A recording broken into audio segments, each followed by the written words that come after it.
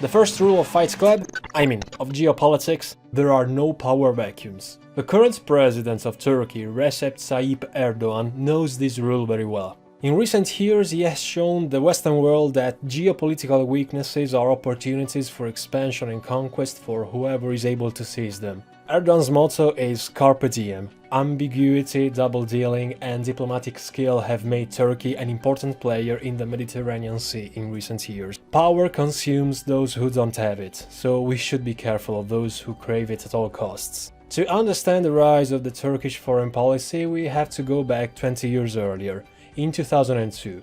At that time, in post-election period in 2002, Erdogan got off to a roaring start.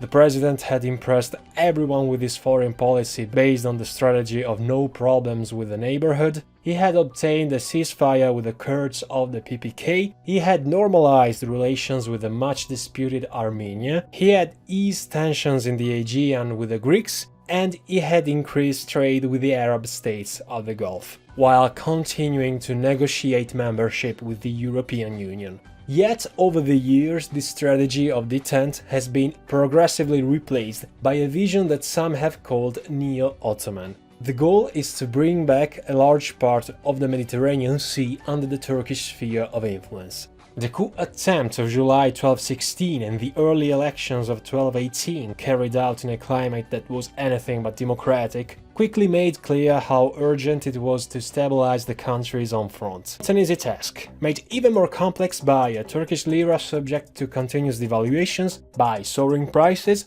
as well by a general slowdown in the economy, which is increasingly tied to hydrocarbon exports. Certainly, in recent years, Erdogan's Turkey has made important steps, especially in military technology and in the defense industry. The production of drones is now the flagship of the Turkish war industry. And we must not forget the ambitious space program recently launched by the government. However, investment demand remains high, and Erdogan's diplomatic attitude is certainly not encouraging Western investors. Simply think of the corruption scandals, the censorship of the media and the shutdown of Twitter, YouTube and Wikipedia in 1214. The lack of respect for minorities, the amendment to the constitution up to the most recent incident with von der Leyen's chair, or the dismissal of central bank governor Nasih Iqbal, appointed last November 2012 in the midst of a major currency crisis and removed just 4 months later following an interest. Erdogan has shifted their attention to the nationalistic sentiments to regain the ancient Turkish role in the Muslim world.